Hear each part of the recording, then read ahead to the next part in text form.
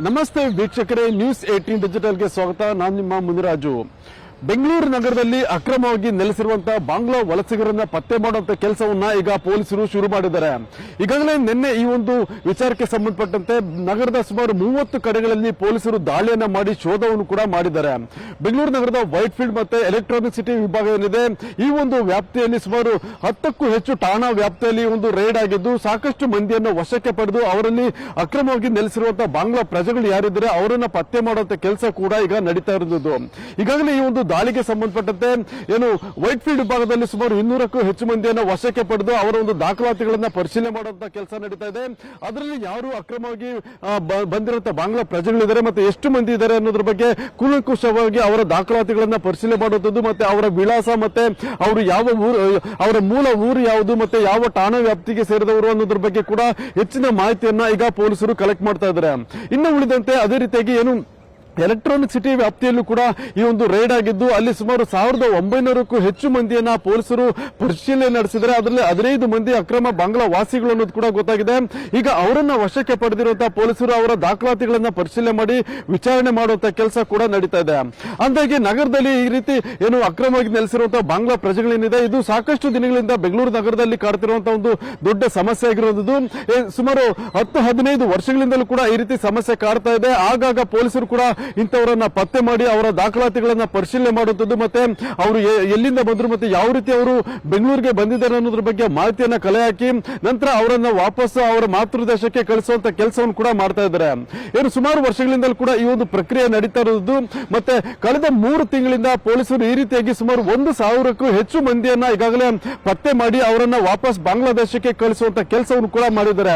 ಆದ್ರಿಂದ ನಿನ್ನೆ ಕೂಡ ಈ ಒಂದು ಮೆಗಾ ರೈಡ್ ಅನ್ನ ಬೆಂಗಳೂರು ಪೊಲೀಸರು ಕೈಗೊಂಡಿದ್ದು ಆಪರೇಷನ್ ಮುಕ್ತ ಹೆಸರಿನಲ್ಲಿ ಈಗಾಗಲೇ ಈ ಒಂದು ದಾಳಿ ಕೂಡ ಮಾಡಿ ವೈಟ್ ಫೀಲ್ಡ್ ಭಾಗದ ಸುಮಾರು 6 ಠಾಣಾ ವ್ಯಾಪ್ತಿ ಹಾಗೂ ಎಲೆಕ್ಟ್ರಾನಿಕ್ ಸಿಟಿಯ ಸುಮಾರು 5 ಠಾಣಾ ವ್ಯಾಪ್ತಿಯಲ್ಲಿ 30 ಕಡೆಗಳಲ್ಲಿ ಒಂದು ದಾಳಿ ಕೂಡ ಆಗಿರುವುದು. ಸುಮಾರು 2000 ಮಂದಿಯನ್ನು ಕೂಡ ಪೊಲೀಸರು ಪತ್ತೆ ಮಾಡಿ ಪರಿಶೀಲನೆ ಮಾಡಿದ್ದಾರೆ. ಅವರ ದಾಖಲಾತಿಗಳನ್ನು ಕೂಡ ಪರಿಶೀಲನೆ ಮಾಡಿದ್ದಾರೆ. ಅಕ್ರಮವಾಗಿ ಶೆಡ್ಗಳಲ್ಲಿ ವಾಸವಾಗಿರುವಂತಹ ಪ್ರಜೆಗಳೇನಿದ್ರೆ ಇವರ ಪ್ರತಿಯೊಂದು ದಾಖಲಾತಿಗಳನ್ನು ಕೂಡ ಪೊಲೀಸರು ಪರಿಶೀಲನೆ ಮಾಡಿ ಅವರ ಆಧಾರ್ ಕಾರ್ಡ್ ಇರಬಹುದು, ವೋಟರ್ ಐಡಿ ಇರಬಹುದು, ಮತ್ತೆ ಮೂಲ ದಾಖಲೆಗಳು ಏನಾದರೂ ಇದೆಯಾ ಅನ್ನೋದ್ರ ಬಗ್ಗೆ ಕೂಡ ತನಿಖೆಯನ್ನ ಮಾಡಿದ್ದಾರೆ. ಅದರಲ್ಲೂ ಪ್ರಮುಖವಾಗಿ ಇತ್ತೀಚೆಗೆ SIR ಕೂಡ ನಡೀತಾ ಇರೋದ್ರಿಂದ ಈ ಪ್ರಜೆಗಳು SIR ಗೆ ಒಳಗಾಗಿದ್ದಾರಾ ಇಲ್ವಾ ಅನ್ನೋದ್ರ ಬಗ್ಗೆ ಪರಿಶೀಲನೆ ಮಾಡ್ತಾರೆ.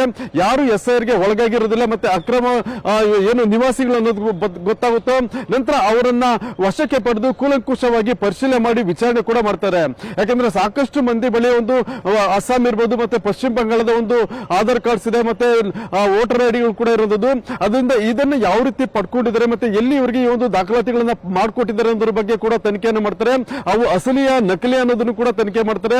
ನಂತರ ಈ ಒಂದು ದಾಖಲಾತಿಗಳನ್ನ ಪರಿಶೀಲನೆ ಮಾಡಿದ ನಂತರವೂ ಕೂಡ ಅವರನ್ನ ಬಾಂಗ್ಲಾದೇಶಿ ಪ್ರಜೆಗಳು ಅನ್ನೋದನ್ನ ಕನ್ಸಿಡರ್ ಮಾಡೋದಕ್ಕೆ ಸಾಕಷ್ಟು ಗೊಂದಲ ಕೂಡ ಇರೋದು. ಅದರಿಂದ ಅವರನ್ನ ವಶಕ್ಕೆ ಪಡೆದು ವಿಚಾರಣೆ ಮಾಡಿ ಅವರ ಮೂಲ ಊರು ಮತ್ತೆ ಪೊಲೀಸ್ ಠಾಣಾ ವ್ಯಾಪ್ತಿ ಮತ್ತೆ ಪೋಸ್ಟ್ ಆಫೀಸ್ ಈ ರೀತಿ ಸಾಕಷ್ಟು ಮಾಹಿತಿಗಳನ್ನ ಅವರಿಂದ ಕಲೆ ಹಾಕಿದ ಸಂದರ್ಭದಲ್ಲಿ ಅವರಿಂದ ಅಸಲಿ ಸತ್ಯ ಕೂಡ ಹೊರಬರುತ್ತೆ. ಈ ರೀತಿಯಾಗಿ ಸದ್ಯ ಈಗಾಗಲೇ ಒಂದು 20ಕ್ಕೂ ಹೆಚ್ಚು ಮಂದಿಯನ್ನ ಪೊಲೀಸರು ಪತ್ತೆ ಮಾಡಿರುವುದು. ನಂತರ ಅವರನ್ನ FRR ಮುಂದೆ ಹಾಜರುಪಡಿಸಿ ಪುನಃ ಬಾಂಗ್ಲಾದೇಶಕ್ಕೆ ವಾಪಸ್ ಕಳಿಸೋದಕ್ಕೆ ಬೇಕಾದಂತಹ ಒಂದು ವ್ಯವಸ್ಥೆಗಳನ್ನು ಕೂಡ ಮಾಡೋದಕ್ಕೆ ಈಗ ಪೊಲೀಸ್ ಇಲಾಖೆ ಮುಂದಾಗಿದೆ. ಸೊ ಇವತ್ತು ಮಾರ್ನಿಂಗ್ ಇಂದ 6 o'clock ಇಂದನೂ ಎಲ್ಲಾ ಪೊಲೀಸ್ ಸ್ಟೇಷನ್ ಲಿಮಿಟ್ಸ್ ಅಲ್ಲಿ ಸುಮಾರು ಮೋರ್ ದನ್ ಅರೌಂಡ್ 30 ಪ್ಲೇಸಸ್ ಹತ್ರ 30 ಪ್ಲೇಸಸ್ ಹತ್ರನೂ ಇದು ವೆರಿಫಿಕೇಶನ್ ನಡೀತಾ ಇದೆ. ಸೊ ಅದರಲ್ಲಿ ಸುಮಾರು ಯಾರು ಡೌಟ್ಫುಲ್ ಇದ್ದರೆ ಅವ್ರದ್ದೆಲ್ಲ ಡಾಕ್ಯುಮೆಂಟ್ಸ್ ವೆರಿಫೈ ಮಾಡ್ತೀವಿ ಮತ್ತು ಅವ್ರದ್ದು ಏನೇನಿದೆ ಅಂತ ಚೆಕ್ ಮಾಡ್ತೀವಿ.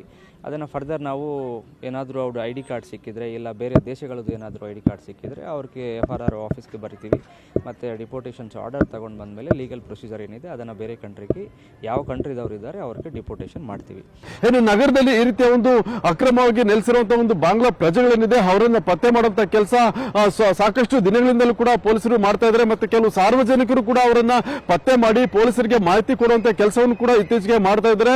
ಆದ್ರಿಂದ ಪೊಲೀಸರು ಕೂಡ ತಾವೇ ಖುದ್ದಾಗಿ ಈಗ ಬೆಂಗಳೂರಿನಲ್ಲಿ ಅಕ್ರಮವಾಗಿ ನೆಲೆಸಿರುವಂತಹ ಈ ಒಂದು ಪ್ರಜೆಗಳನ್ನ ಪತ್ತೆ ಮಾಡುವಂತ ಸಲುವಾಗಿ ಅವರು ವಾಸ ಮಾಡ್ತಿರುವಂತಹ ಒಂದು ಸ್ಥಳ ಮತ್ತೆ ಶೆಡ್ ಏನಿದೆ ಅಂತ ಕಡೆ ನಿನ್ನೆ ಏಕಾಏಕಿ ಈ ಒಂದು ರೈಡ್ ಕೂಡ ಮಾಡಿ ಪರಿಶೀಲನೆ ಮಾಡುವಂತ ಕೆಲಸವನ್ನ ಮಾಡಿದ್ದಾರೆ.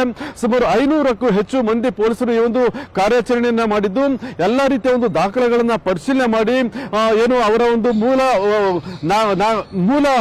ಯಾವ ದೇಶಕ್ಕೆ ಸೇರಿದ ಎಂತವರ ಬಗ್ಗೆ ಕೂಡ ಪತ್ತೆ ಮಾಡಿರುವಂತದ್ದು.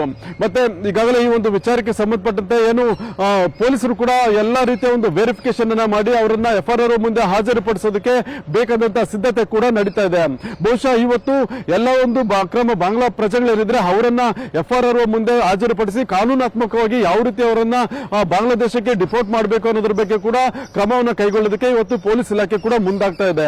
ಇದು ಇವತ್ತಿನ ವಿಶೇಷ. ಮುಂದೆ ಇದೇ ರೀತಿಯ ಸುದ್ದಿಗೋಸ್ಕರ ನೋಡ್ತಾ ಇರಿ ನ್ಯೂಸ್ 18 ಡಿಜಿಟಲ್ ಕನ್ನಡ. ನಿರ್ಭೀತ, ನಿಷ್ಪಕ್ಷಪಾತ, ವಿಶ್ವಾಸಾರ್ಹ ಸುದ್ದಿಗಳಿಗೆ ಹೆಸರಾಗಿರುವ ನ್ಯೂಸ್ 18 ಕನ್ನಡ ಈಗ ಆಪ್ನಲ್ಲೂ ಲಭ್ಯವಿದೆ. ದಯವಿಟ್ಟು ಇಲ್ಲಿರುವ QR ಕೋಡ್ನ ಸ್ಕ್ಯಾನ್ ಮಾಡಿಕೊಂಡು ಆಪ್ ಡೌನ್ಲೋಡ್ ಮಾಡೋದಕ್ಕೆ ಮರಿಬೇಡಿ. ನಿಮ್ಮ ಬೆಂಬಲ ಹೀಗೆ ಸದಾ ನಮ್ಮೊಂದಿಗಿರಲಿ. ಧನ್ಯವಾದ.